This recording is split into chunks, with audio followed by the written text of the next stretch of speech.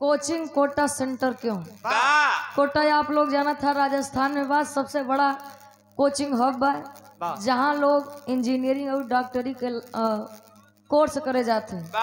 हाँ भैया शांत रहा, बैठा रहा। 4 लाइन भूमिका के भाव कवि जी दर्शावत है कैसे?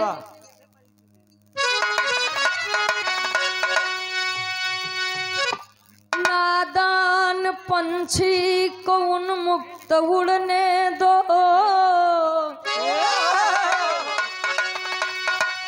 इन पर कभी कुछ न बंधन लगाओ। हो ना सका जो स्वयं से कभी भी, वही ख्वाहिश से तुम न इन पर उड़ाओ। छीनो न बचपन ये लड़कपन, सुंदरतम जीवन के पल ना मिटाओ। सुरेंद्र की इच्छा करो खुद समीक्षा, परीक्षा में बचपन को यूं ना गवाओ।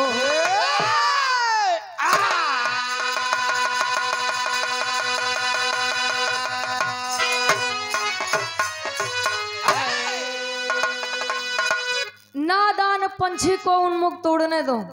नादान पंछी है कौन? घर के बच्चे या छोट छोट बैठा है। हाँ सुनो जया तोरे से लाइव आई। लड़का छोटा सा रहता है, माता पिता जो काम खुद नहीं कर सकते हैं वो बच्चों के अंदर अपना सपना ढूंढने लगते हैं। हम ये नहीं कर पाए, शायद हमारा बच्चा ये करके दिखाएगा। Doctor B.R. अम्बेडकर साहब जी ने कहा था कि शिक्षा उस शेरनी का दूध है, जिसने पिया है उसने दहाड़ा, लेकिन जो अपने मन से पिए बाबू जबरदस्ती कहा गबा काका कोनो भी काम जितना प्यार से करवाए ले बा मार के गरिया के डांट के नहीं करवा सकते। हमरे बिरहा में कवि जी गजल लिखत हैं कैसे?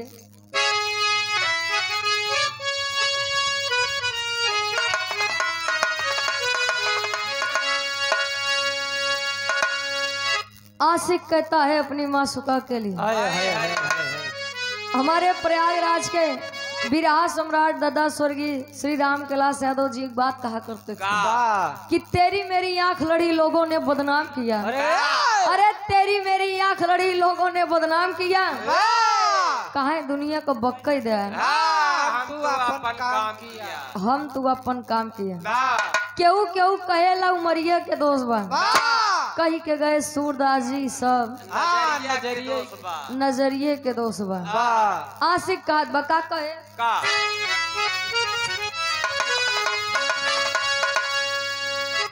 अखिया लड़ल बजब से,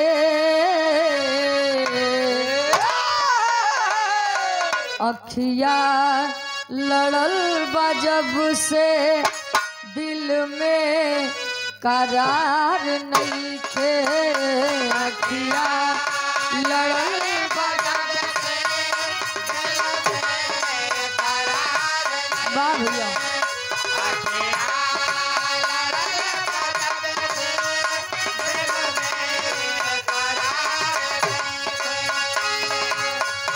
हम कैसे कहीं हम के तोहरा से प्यार नहीं थे, हम कैसे कहीं हम के तोहरा से प्यार नहीं थे, हम कैसे कहीं हम के तोहरा से प्यार नहीं थे, हम कैसे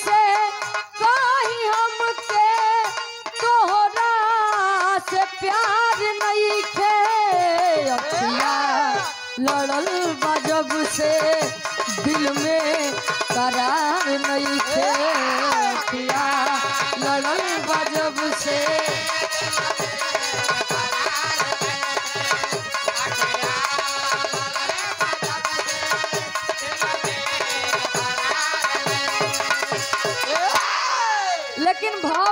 लोग गौर करिए, कवि जी जमाने की सच्चाई इस बिरहा में उतारे हैं। आकाश सच्चाई बा, गौर करब। बसता के बोझ गढ़ुअर,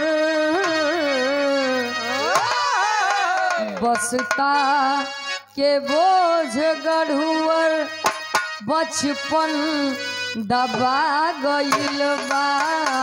बसता के बोझ गढ़ुअर,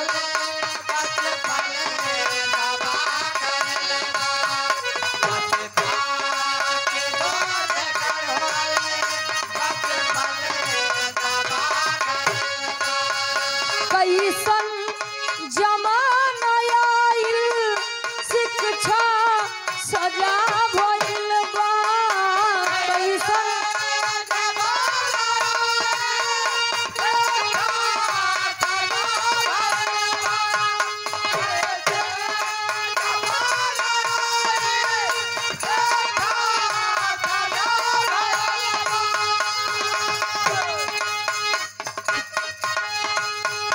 कैसन जमाना आइल, शिक्षा सजा भइल बा। बसता के बोझ गढ़ुअर, बचपन दबा गइल बा। बसता के बोझ गढ़ुअर,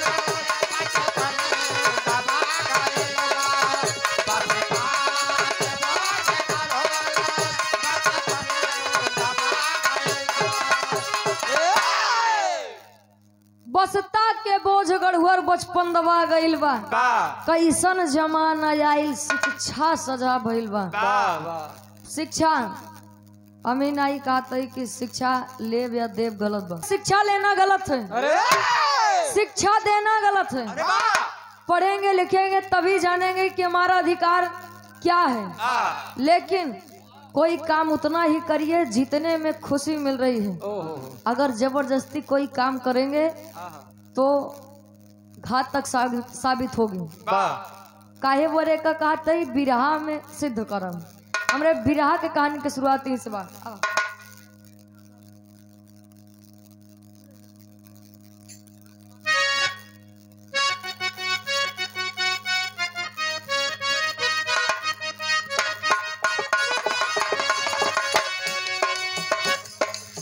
स्वप्न तो स्वप्न है, बस क्षण की लहर होता है। स्वप्न तो स्वप्न है, बस क्षण की लहर होता है। अधिक उम्मीद लगाना भी जहर होता है।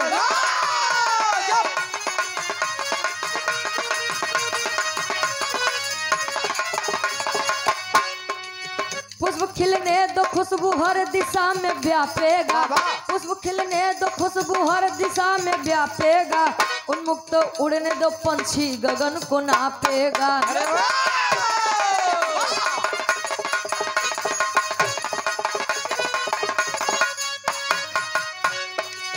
बचपन से ही क्यों उम्मीद अति लगाते हो। बचपन से ही क्यों उम्मीद अति लगाते हो। किशोर वह को भारी बोझ से दबाते हो।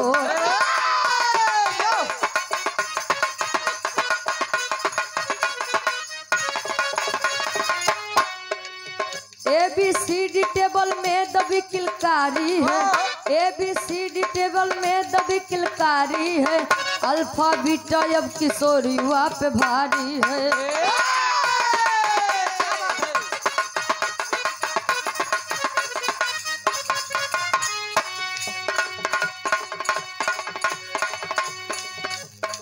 डॉक्टर इंजीनियर बनाने की क्यों पिपासा है।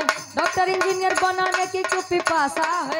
बड़ी लोगों में उम्मीद बेतिहासा है।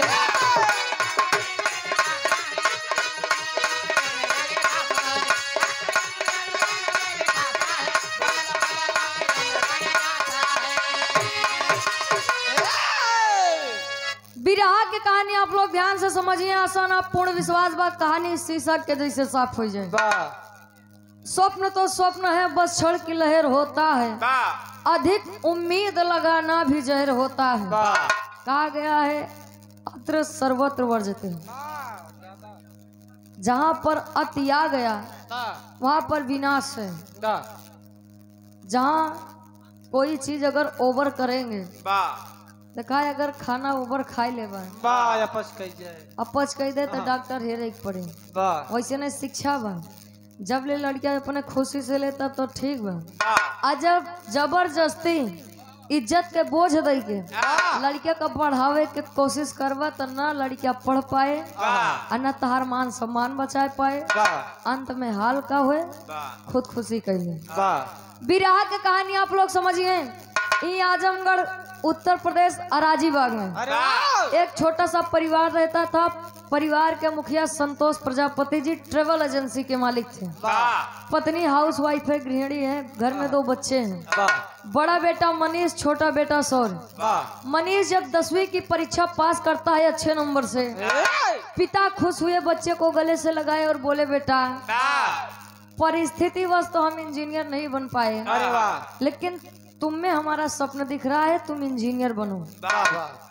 लड़किया कहे कि हमारे बाबू है सोचत है तो कुछ बढ़िया सोचे हैं। बच्चे का न राय लिए न उससे पूछे कि आखिर वो बनना चाहता है कि नहीं। बच्चा अपने भैया शांत रहा,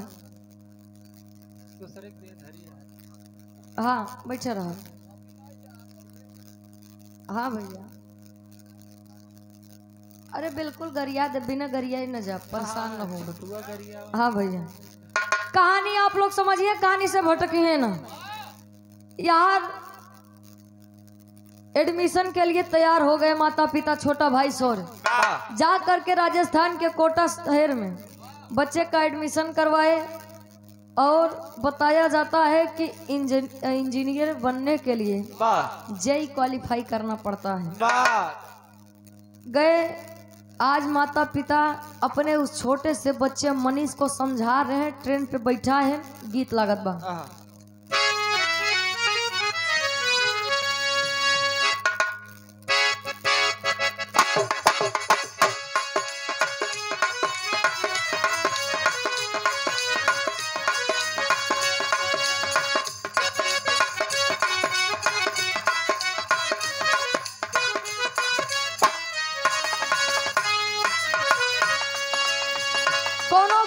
अपने ननदिया से मजाक करत, ननद और भौजाई के रिश्ता बड़ा बेजोड़ होता है। जब तक सही रहे तब तक भौजैया कहे सोनावा के लाकिट सिकड़ी जा हो,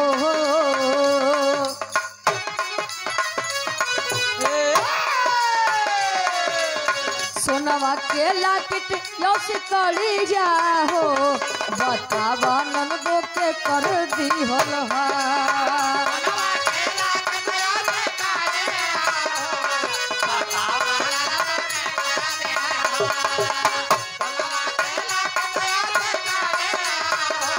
बतावा ननदो के सोनवा के लाकिट सिकड़िया हो, बतावा ननदो के कर दी हलहा।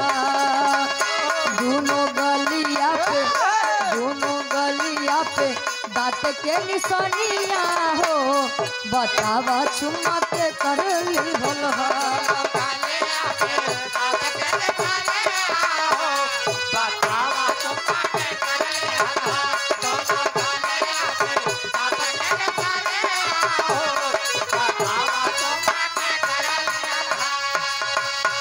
लेकिन वह छोटा सा परिवार तैयारी बना रहा है। कैले मनीष तैयारिया हो,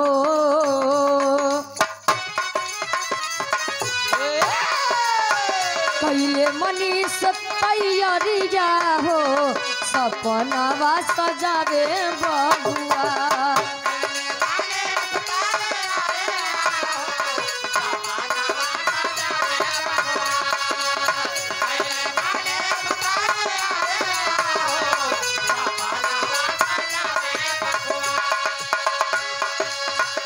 कैले मनीष तैयारिया हो, सपनावा सजावे बबुआ। समझावे घरवा बाबू यौ मतरी जा हो, कदमवा बढ़ावे बबुआ।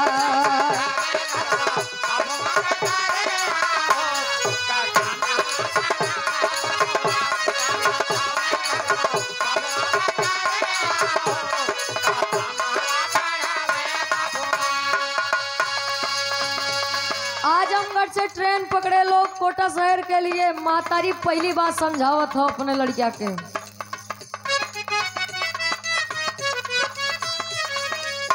ध्यान दे के पढ़िया बेटा मीट जन बनैहा।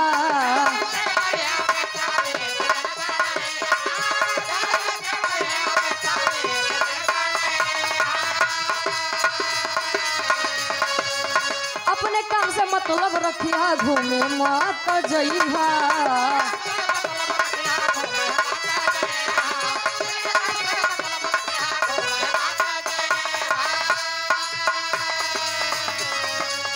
डूबे नहीं पावे मोर पगड़िया नो हो।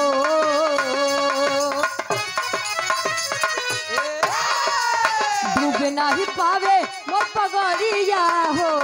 कदमवा बढ़ावे बबुआ। कदमवा बढ़ावे बबुआ।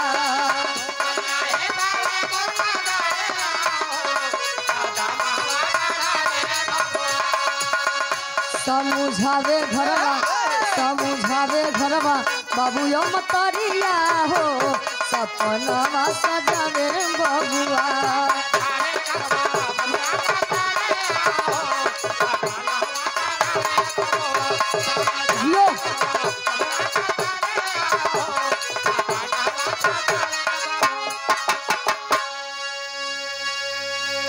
मातारी का बेटा देख मांसाहारी चीज से दूर रहे। मांसाहारी चीज आप लोग जानता है। कहन के ओथा से दूर है, कहन और कहन कोनो खराब संगत में न पड़ा। बेटा बड़ा अरमान से तो का पढ़ावत है। हम लोग के अब इज्जत तोरे हाथे बा। बड़ा अरमान लेके तो का कोटा शहर लेके चलत है। अगर तू कुछ बन के न आया तो गांव में बड़ी बदनामी हुए। मार लोग के पगड़ी झुक जाए।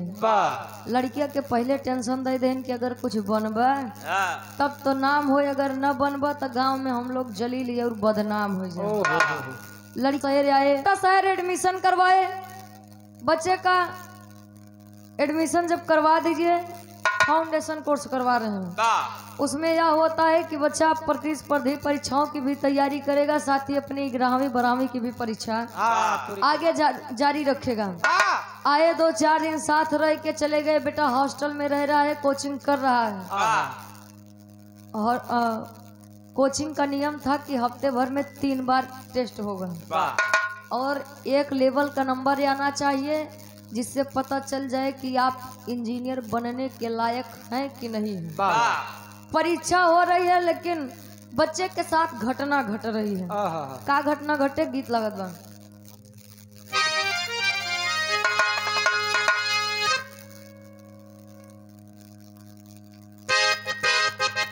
वाह भैया।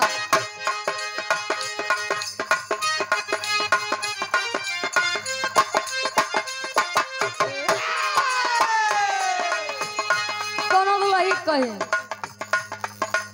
अंग अंग मदमातल दहिया।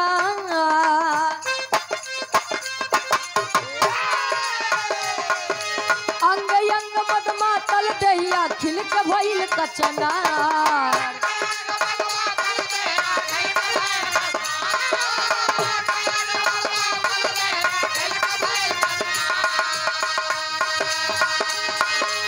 भौर बन के आजा राजा जो ही राहत तोहार।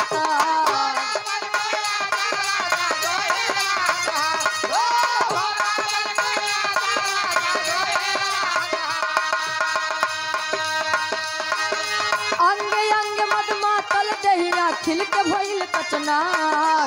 भौर बन के आजा राजा जो ही राहत तोहार।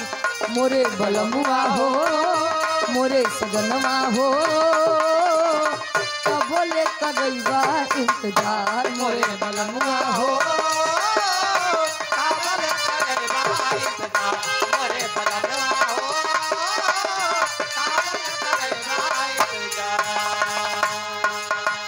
और इस भाव पर आप प्रसन्न होकर पुनः आप त्रिवेणी साकेत जी सोनवर्षा से पुनः 51 रुपये का महान आशीर्वाद गोड़ छू के पहले की बात आशीर्वाद के चार रहे। लेकिन भाव पर आप लोग गौर करेंगे, ये तो मान लो आप लोगों के एंटरटेनमेंट खातिर बच्चे के साथ घटना घट रही है का। हर हफ्ता में होवे परीक्षा,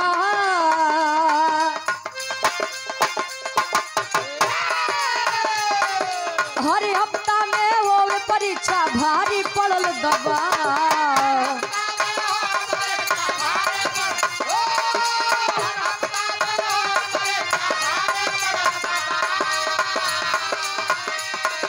कोमल मन विचलित हो गई, कम नंबर गया।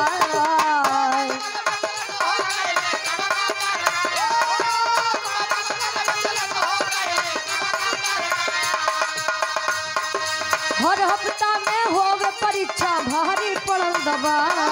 कोमल मन विचलित हो गई, कम नंबर गया। बढ़ल फिक्रिया हो, बढ़ल फिक्रिया हो, केहू नहीं बुझे दिल के भाव। बढ़ल फिक्रिया हो, केहू नहीं करो। हर हफ्ता में होवे परीक्षा, भारी पड़ल दबाव। कोमल मन विचलित हो गई, कम नंबर गया। बढ़ल फिक्रिया हो, केहू नहीं बुझे दिल के घाव। छोटा सा बच्चा पढ़ रहा है, बुरी संगत से बच रहा है, माँ ने जैसा समझाया है वैसा। लेकिन जब भी टेस्ट हो, जो एक लेवल का नंबर आना चाहिए वह नंबर नहीं आ रहा है। बच्चा घबरा गया, सहम गया कि आखिर मेरा नंबर क्यों नहीं आ रहा है। और कोचिंग वाले कहें तू जेई क्वालिफाई कर ही नहीं पाएगा। इस तरफ कोचिंग वाले मनोबल तोड़ दिए। फोन लगाते हैं घर पर और पिता संतोष को बुलाते हैं।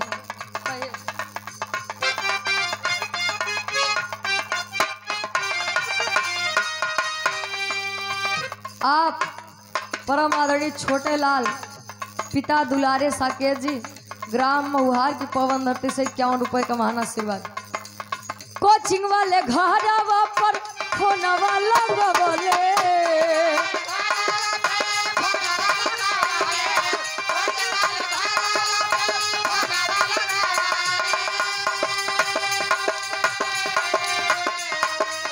पिता संतोष जी के कोटा में बोलवले।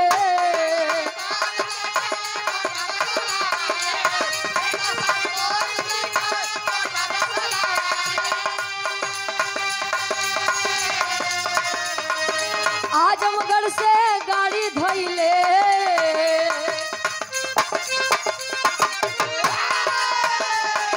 आजमगढ़ से गाड़ी धोइले, कोटा भइल पड़ा।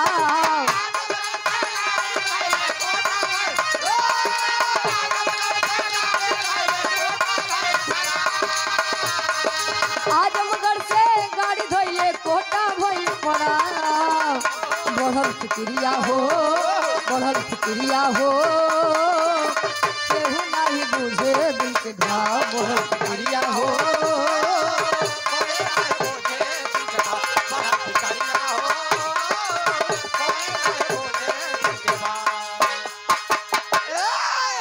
कोचिंग वाले पिता संतोष के पास फोन करके कोटा शहर में आने के लिए कहते हैं। आजमगढ़ से गाड़ी पकड़ के कोटा शहर आए और जब आए तो कोचिंग वाले लगे बच्चे की शिकायत करने। बच्चा सोच रहा है आखिर क्यों मैं एक काम नहीं कर सकता, मेरे अंदर कोई बुरी संगत नहीं है तो मैं आखिर कर क्यों नहीं पाऊंगा। लेकिन यार लोग बच्चे का मनोबल तोड़ रहे हैं। शायद बच्चा अपने माता का प्रेम, पिता का स्नेह, छोटे भाई का प्रेम नहीं भूल पाया था, वो गांव की हरियाली नहीं भूल पाया था। माता पिता की खुशी के लिए आ तो गया था लेकिन खुद को उस माहौल में नहीं ढाल पा रहा था। पिता संतोष कहे अच्छा आप रहने दीजिए, मैं अपने बच्चे को समझा दूंगा तो वो जरूर करेगा।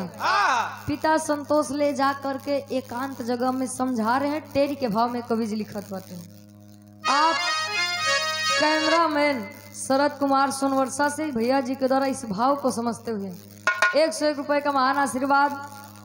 काम में दिन दुना रात चौगुना तरक्की कराए, आप आशीर्वाद के चाह रहे हैं। टेरी के भाव में कवि जी लिखत है।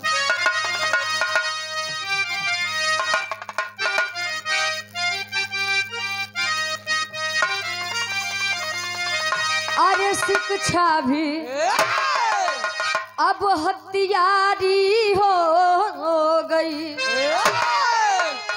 अरे शिक्षा भी अब हथियारी,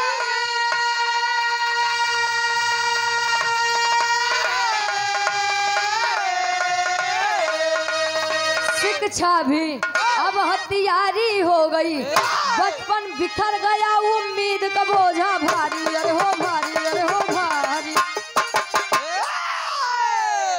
शिक्षा भी अब हथियारी हो गई, बचपन बिखर गया उम्मीद का बोझा भारी। काका दादा लोग सामने बैठा है, ये लोग शिक्षा के महत्व तो जाना थे कि शिक्षा कितने गाढ़े से मिलत रही पहले के समय में। आज के लड़कियां मातारी बाबू सोचते हैं कि हम एक रोटी कम खाई, लेकिन हमारा लड़कियां बढ़िया से स्कूले में पढ़े, लेकिन लड़कियां स्कूल तो जाता है लेकिन 75% केवल और केवल टाइम पास भरे जाता है, बाकी जौन पढ़ता है ते पढ़ता है। पिता संतोष अपने बच्चे को समझाए बुझाए कहें बेटा देख, अगर तू कुछ ना बन पाया तो हमार बड़ी बदनामी हो जाए गाँव में, हमार इज्जत तोरे हाथे में बा, कुछ बन जाए नहीं तो हम गांव में काम हो दिखाऊ। यही समझा करके पिता कहे बेटा जब ट्रेन है शाम की आओ चलो हमको स्टेशन पर छोड़ दो, उसके बाद तुम हॉस्टल लौट आना। गया पिता के साथ ट्रेन पे बैठाया, जब हॉस्टल आया धीरे धीरे शाम हो रही है तो बच्चा अवसाद से घिर रहा है, एक टेंशन से घिर रहा है कि अगर मैं जेई नहीं क्वालिफाई कर पाया, इंजीनियर नहीं बन पाया तो मेरे माता पिता की बड़ी बदनामी होगी। और बच्चा करता क्या है, गीत लागत बा और करिए आप लोग।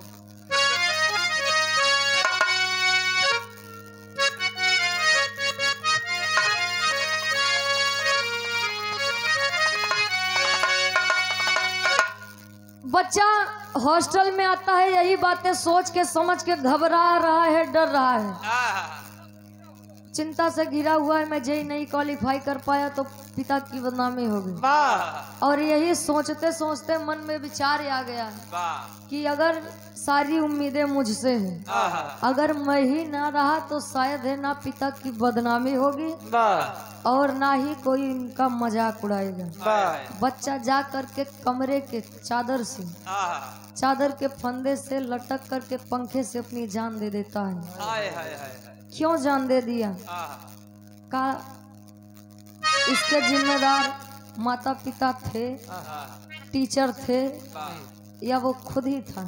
तनी गौर करिए आप लोग। यार कोचिंग से फोन जाता है कि भाई आपके बच्चे अब इस दुनिया में नहीं रहे, आपका बेटा मनीष अब इस दुनिया में नहीं रहा। जब बाबू इतनी बात खबर पाए कि अभी अभी तो मैं अपने बेटे से मिल कर आ रहा हूँ, अचानक मेरे बेटे को क्या हुआ, पुनः ट्रेन पकड़ के कोटा शहर आते हैं, बच्चे की लाश से कह रहे हैं का कहे गीत लागत।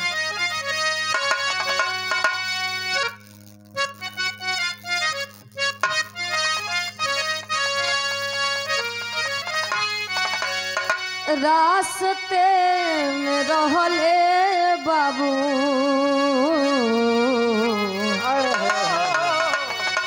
रास्ते में रहले बाबू, पहले जब खबरिया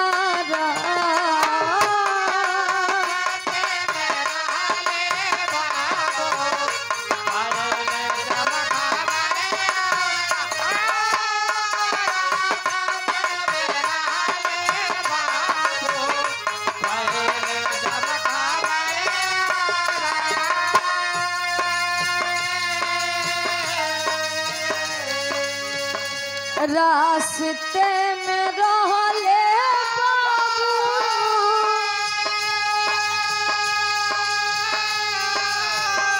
पहले जब खबरिया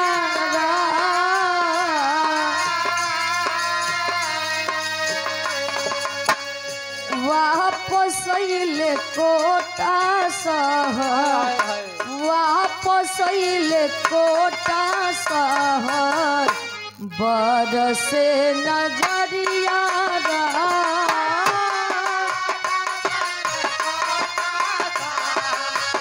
बरसे नजरिया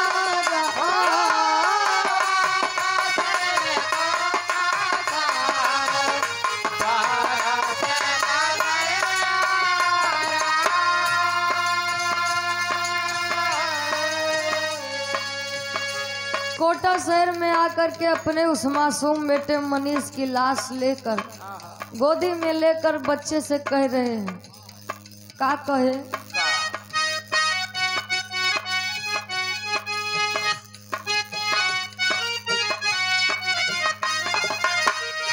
गलती बा हमरो तोहार दुखवा न बुझली,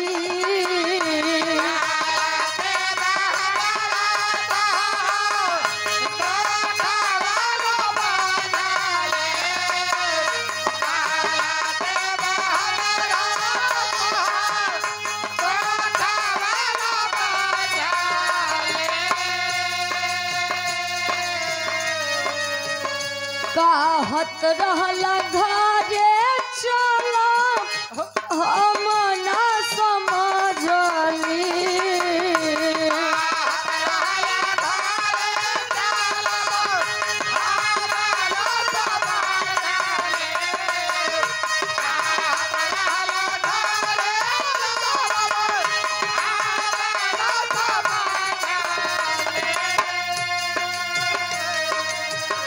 कवन जवाब देई, कवन जवाब देई, पूछी जब मतरिया राम, कवन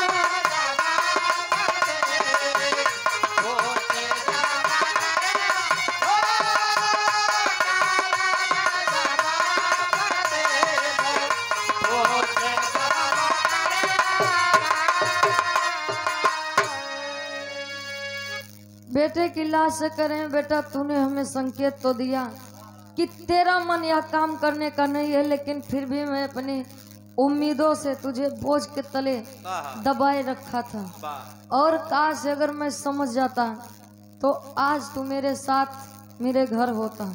मैं क्या जवाब दूंगा तेरी उस माँ को कि मैंने बेटे को पढ़ने के लिए भेजा था, लेकिन अब बेटा उसी शिक्षा की वजह से इस संसार में नहीं है। उस छोटे से भाई बेटे की लाश, मनीष की लाश राजीव बाग आजमगढ़ उत्तर प्रदेश से एम्बुलेंस से आती है। आज जब एम्बुलेंस से आए, महतारी एम्बुलेंस देख के चौंक हो गई, देख रही है, अवाक हो गई। अरे आखिर मेरे घर एम्बुलेंस, वो भी किस कारण से? बच्चे की लाश जब बाहर निकाली जाती है, आप लोग सिर्फ सोचिएगा कि उस माता पर क्या बीती होगी कि जिसका छोटा सा बेटा केवल और केवल शिक्षा के लिए मारा गया। जिम्मेदार थे माता पिता, अगर एक बार अपने बच्चे से पूछे होते कि क्या बेटा तू इंजीनियर बनना चाहता है कि नहीं, तो शायद बेटा आज उन लोगों के बीच में होता। और ना जाने ऐसे कितने गार्जियन यही गलती कर बैठते हैं कि बच्चे की रुचि नहीं जानते कि बच्चा किस लाइन में जाना चाहता है, अपने उम्मीदों से बच्चे को उस लाइन में भेज देते हैं और अंत में बच्चा खुदकुशी का शिकार होता है। माता अपने बच्चे से कह रही है, गीत लगा दो।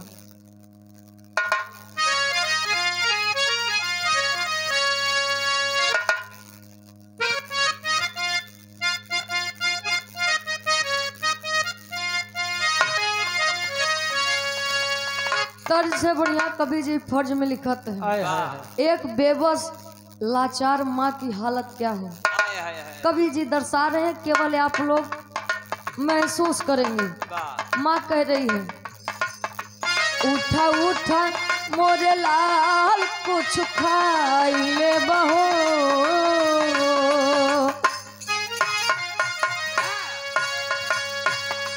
उठा उठा मोरे लाल कुछ खाई ले बहो, एक बेर मम्मी कह के हमारा के बोलाई ले बहो, एक बेर मम्मी कह के हमारा।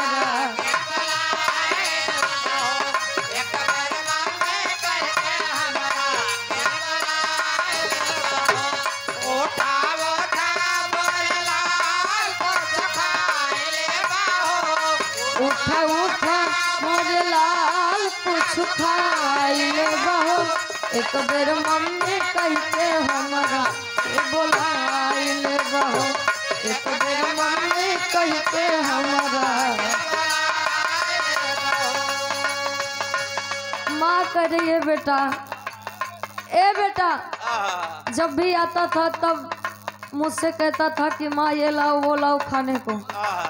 आज क्यों नहीं बोल रहा है बेटा? एक बार, केवल एक बार मुझे अपनी माता कह के बुला दे। माता अपने दिल का दर्द बता रही है।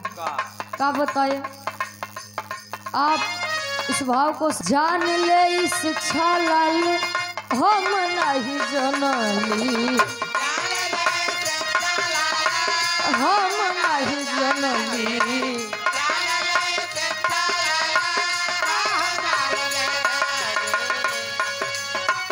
अपना से दूर तो है अब नहीं भेजती,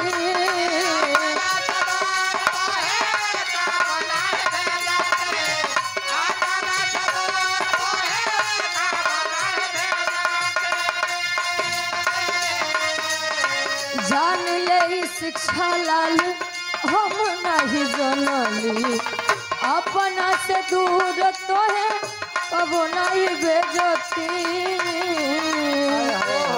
देख के जाहर ओई हमें भी मुआई दे बहो,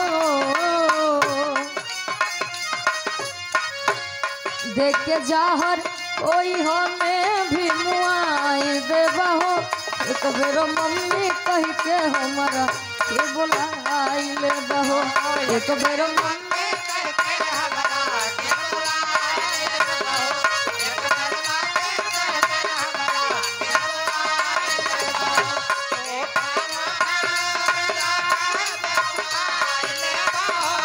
देख के जाहर कोई हमें भी मुआई दे बहो, तो मेरा मम्मी कह के हमारा के बुलाई ले बहो, तो मेरा मम्मी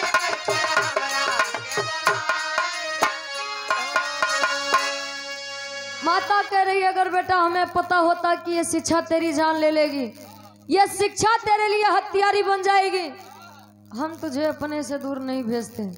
छोटा भाई शौर्य रो रहा है, पिता संतोष रो रहे हैं, माता रो रही है, पूरा गांव रो रहा है। समझ में नहीं आ रहा है कि आज क्या करूं। अब तनी आज के शिक्षा और पहले के शिक्षा में अंतर का रहा, तनी गौर करब आप लोग। पापड़ के भाव में कवि जी लिखते हैं,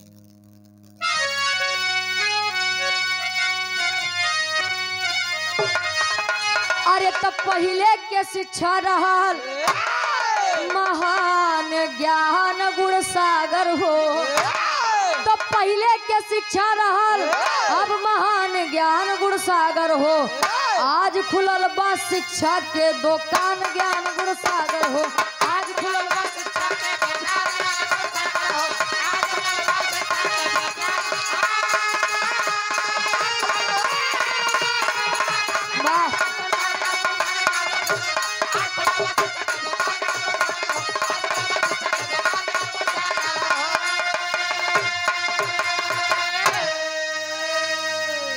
पहले के शिक्षा रहल महान ज्ञान गुण सागर हो, आज खुलल बा शिक्षक के दुकान ज्ञान गुण सागर हो।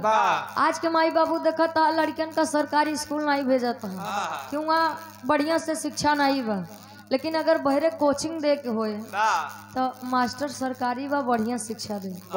अंतर इतने में देख ले जाए, कोचिंग बड़े सरकारी नौकरी वाला सरकारी टीचर चाहिए, लेकिन अगर पढ़ाई खातिर बा तो प्राइवेट में जाए के चाहिए। आज के टीचर देखा था 1 महीना 2 महीना का फीस नहीं जमा बा, परिस्थिति बस काहे बेटा तोहार 2 महीना का फीस नहीं जमा बा, या तो एक जमा करावा या तो कोचिंग आऊ बंद कर दे, स्कूल आऊ बंद कर दे। शिक्षा आज व्यापार बन चुकी है। अब पहले के गुरु इतना महान रहे, शिष्य कोनो काबिल बन जाए तब गुरु दक्षिणा लेते रहे। बारे पहले के शिक्षा कवि जी लिखते हैं, छोटा भाई सौर्य रो रहा, गांव सकल हित नात हो, बाउर भैले पिता संतोष, अब कुछ बातें नहीं सुझात हो, तख्ता इंजीनियरिंग के लहलस, अब जान ज्ञान गुण सागर हो, तो ख्वाब इंजीनियरिंग के लहलस, अब जान ज्ञान गुण सागर हो, आज खुलल बा शिक्षा के दुकान ज्ञान गुण सागर हो।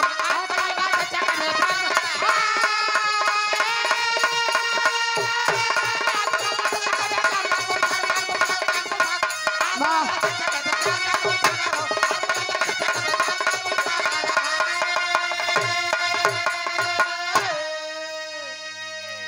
माई बाबू हमेशा सोचा थे ना हमारा लड़का डॉक्टर बन जाए, हमारा लड़का इंजीनियर बन जाए, हमारा लड़का सरकारी टीचर बन जाए। लेकिन देखिए बात पर गौर करेंगे आप लोग, कोई भी क्षेत्र नहीं खराब होता है। अगर बच्चे का रुझान उस तरफ है तो आप उसको भेजिए, क्या पता वो क्षेत्र में ही जाके आपका नाम रोशन कर दें। क्षेत्र नहीं खराब है, बच्चे और माता पिता अगर उस पर अमल कर लें तो नाम हर एक जगह बनाया जा सकता है। आल्हा के भाव में कवि जी प्रमाण देते हैं, बिरहा लिखत ले कितना लड़कियां अपन जान दिए हैं। आप पप्पू ठेकेदार साहब 51 रुपए का महान आशीर्वाद। आल्हा के भाव में गुरुजी प्रमाण देते हैं।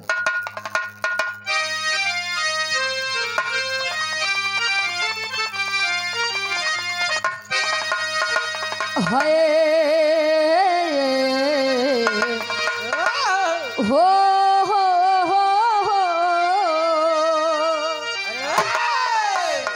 अति महत्वाकांक्षा खैलस बचपन के बाबू।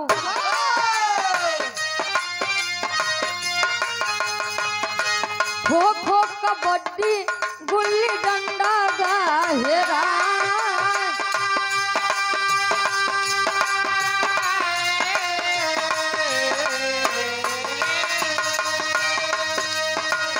Alpha beta sine theta Pythagoras में बाबू।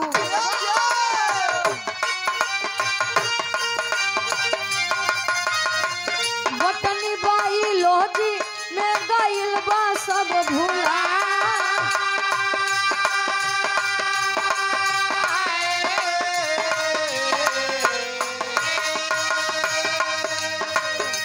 डॉक्टर इंजीनियर से अलग नहीं सोचे बाबू।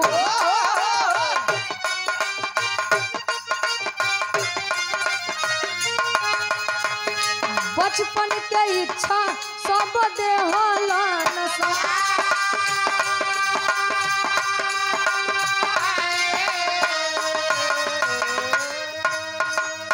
अति महत्वाकांक्षा खैलस बचपन के बाबू। तक खो खो कबड्डी गुल्ली डंडा गहरा है। पहले लड़का खेल खेलत रहे, खो खो हो गया, कबड्डी हो गया, लुका छिपी हो गया।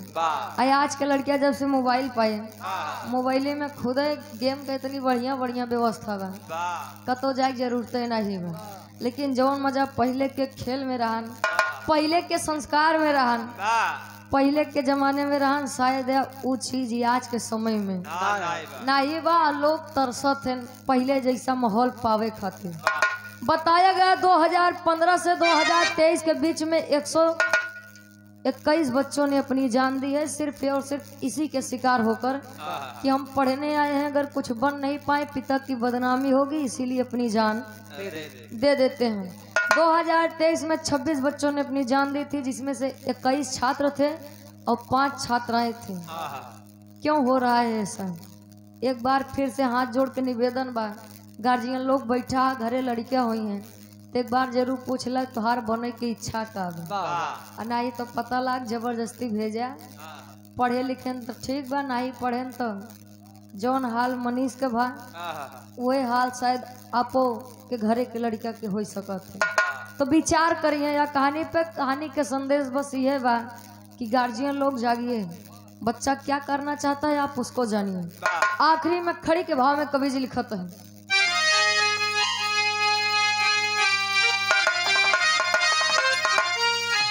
अरे डॉक्टर इंजीनियर बनाने में शिक्षा भारी हो गई, तो डॉक्टर इंजीनियर बनाने में शिक्षा भारी हो गई, सोना खेल के मैदान हो किलकारी हो गई।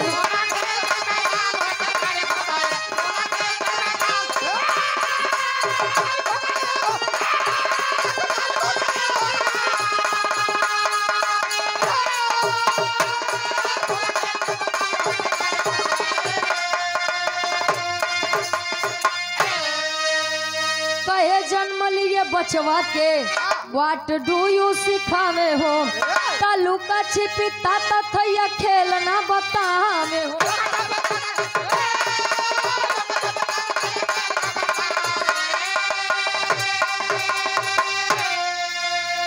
तो मोबाइल गेम में सारी जिम्मेदारी खो गई। अरे मोबाइल गेम में सारी जिम्मेदारी खो गई। सोना खेल के मैदान हो किलकारी खो गई।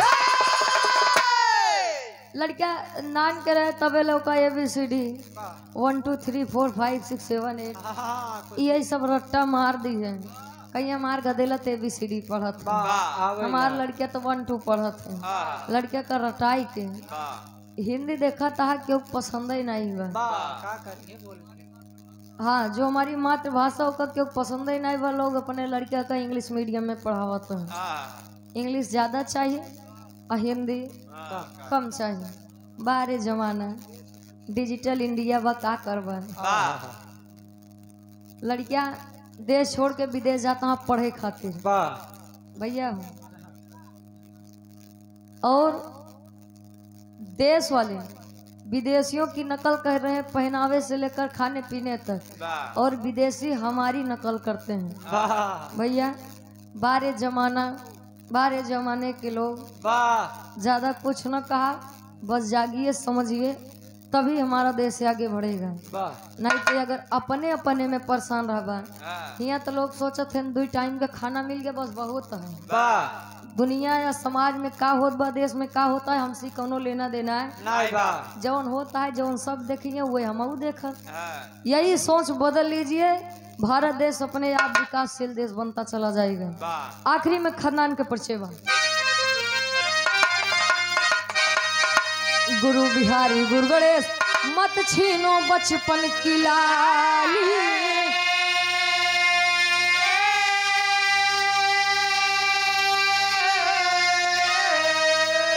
गुरु चंद्रिका राधे श्याम गुरु करो सदा रखवाली।